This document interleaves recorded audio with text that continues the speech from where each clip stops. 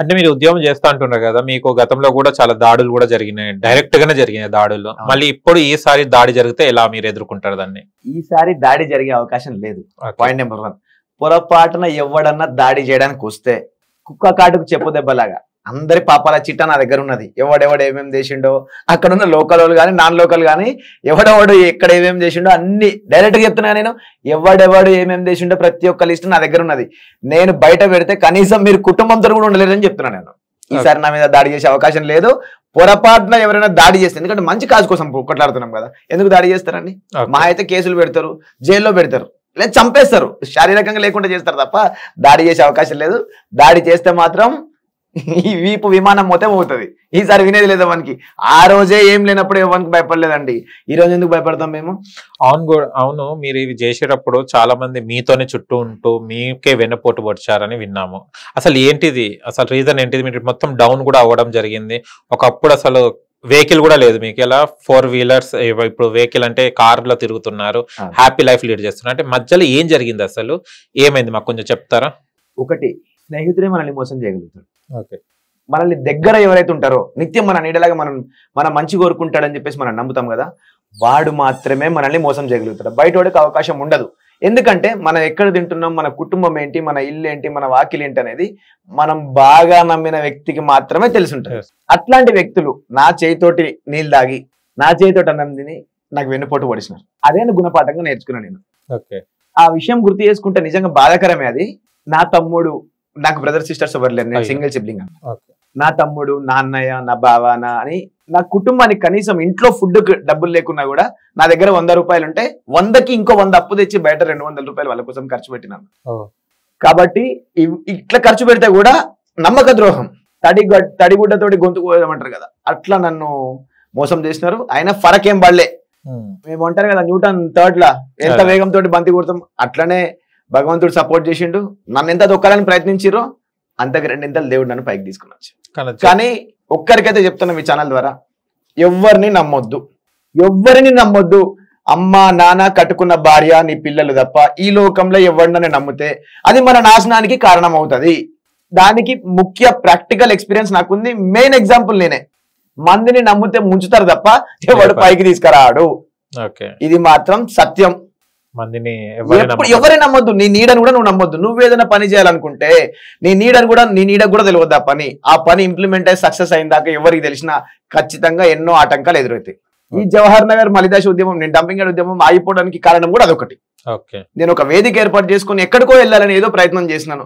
ఎక్కడ నేను ఎవరికి లాలుచి పడలే. ఎన్నో డబ్బులు ఇస్తాను కూడా, నేను ఆఫర్ ఇచ్చినా కూడా నేను లాలుచి పడకుండా ముందడిగేసిన. బట్ నా పక్కనున్న వాళ్ళే, నా నీడలాగా వ్యవహరించిన వాళ్ళే నన్ను అడ్డంగా నిలువుగా నన్ను మానసికంగా చంపేసి నా వ్యవహారం మొత్తం తీసుకుపోయి నా శత్రువు చేతిలో పెట్టినారు.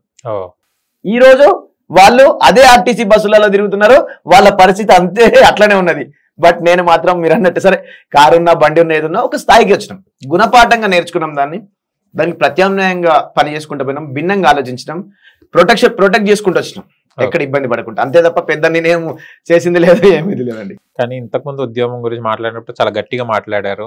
మోసపోయారు మన వాళ్ళు అన్నప్పుడు కళ్ళల్లో నీళ్లు తిరిగాయి. అంటే ఎంత బాధ మీరు అనుభవించి, ఎంత నమ్మకంతో ఉంటే వాళ్ళంతా వెన్నపోటు పడిచారు. నా పక్కన ఉన్న వాళ్ళు నన్ను మోసం చేశారు. అదే నేను ఏమంటా అంటే, పగోడికి కూడా రావద్దు నాకు వచ్చిన కష్టం. ఒంటరిగా నేను ఈ రోజు పోరాటం చేస్తున్నా. నా వెనుక 100 మంది ఉన్నప్పుడు కూడా నేను ఏ రోజు భయపడలేదు. ఈ రోజు భయపడతలేను. కానీ నేను ఈ రోజు ఒంటరి అయిపోయినా. ఎవరు నా పక్కన లేరంటే నమ్మిన ప్రతి ఒక్కరు నన్ను మోసం చేశారు. అందుకే ఒంటరి అయిపోయినా.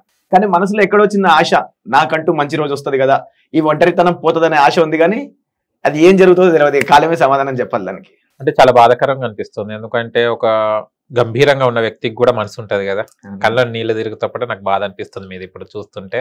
బట్ ఓకే, బయటికి వచ్చేద్దాం. మీరు గట్టిగానే ఉండాలి, ప్రశ్నించే గొంతుగానే ఉండాలి, అంతే తప్ప కానీ బాధపడకూడదు. అండ్ ఇప్పుడు మీ ఎక్స్పీరియన్స్ ప్రకారం మీరు ఇంత ఎక్స్పీరియన్స్ తీసుకున్నారు, ఉద్యమం నుంచి వెళ్ళి ఇప్పటి వరకు ఉద్యమం చేస్తూనే ఉన్నారు. యూత్ కి, ఇప్పుడు ప్రజెంట్ యూత్ కి చాలా మంది ఉద్యమం చేయాలంటే చాలా మందికి ఇంట్రెస్ట్ ఉంటుంది.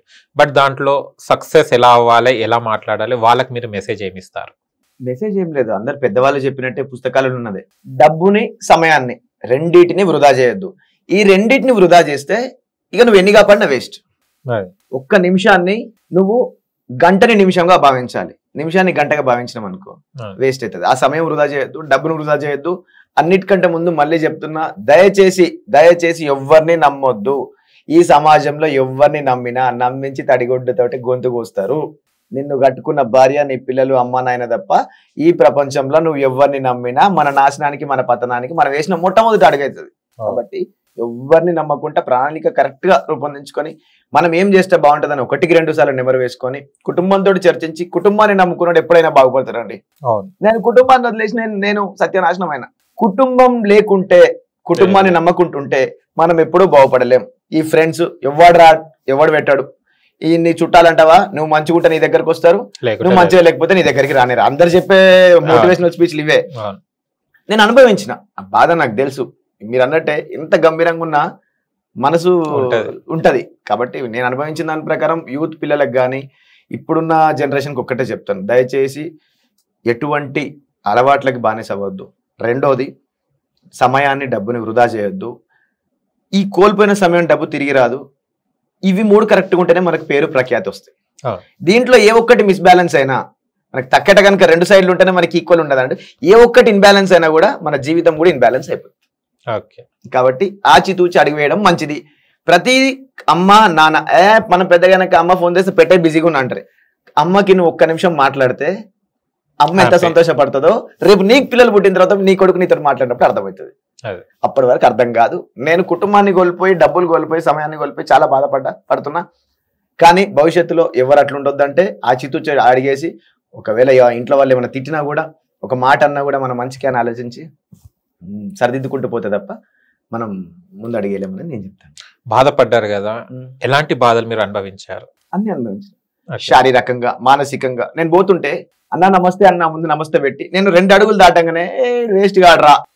ఎందుకంటే నేను అక్కడ ఉంటే అరే ఆయనకి నమస్తే పెడితే వాడు ఛాయ్ తాగిపిస్తాడు, వానికి నమస్తే పెడితే వాడు ఇంకేదైనా తినిపిస్తాడు, ఇంతవరకే తెలుసు.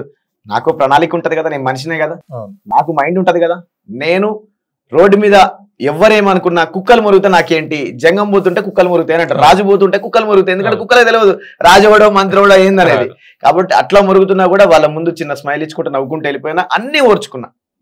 అది నేను చెప్పిన పగోడికి కూడా కష్టం రావద్దు. ఒకవేళ నా పరిస్థితి నాకు తెలిసి ఇంకోరికన్నా వస్తే ఎప్పుడో ఊరి పోసుకొని చచ్చిపోయేటోడు నేను. కాబట్టి బ్రతుకున్నానేమో అనిపిస్తుంది. తట్టుకునే క్యాపబిలిటీ ఆ దేవుడు నాకు ఎందుకు ఇచ్చాడో నాకు తెలియదు. కానీ చాలా ఇబ్బంది పడ్డా. అంటే అది అన్ఎక్స్పెక్టబుల్, నేను చెప్పలేను కూడా, అన్ఇమాజినబుల్. చదువు లేదని కొంతమంది అన్నారు, డబ్బు లేదని కొంతమంది అన్నారు, అన్నం లేదని కొంతమంది అన్నారు, బక్కగా ఉంటాడు, ఒక్క గుద్దుకు చచ్చిపోతాడని కొంతమంది అన్నారు. ఇప్పటికీ నా వెనక గోతులు తీసే వాళ్ళు ఉన్నారు. నాకు తెలుసు ఎవరెవరు గోతులు తీస్తారు ఏందనేది. బట్ కాలమే వాళ్ళకి సమాధానం చెప్తుంది. నేను వాళ్ళకి ఏం చెప్పాల్సిన అవసరం లేదు. వాళ్ళ రోజు, నా రోజు అంటే వస్తుంది, వాళ్ళు ఆ రోజు అనుభవిస్తారు. నాకు ఆ నమ్మకం ఉంది, అనుభవిస్తూనే ఉంటారు.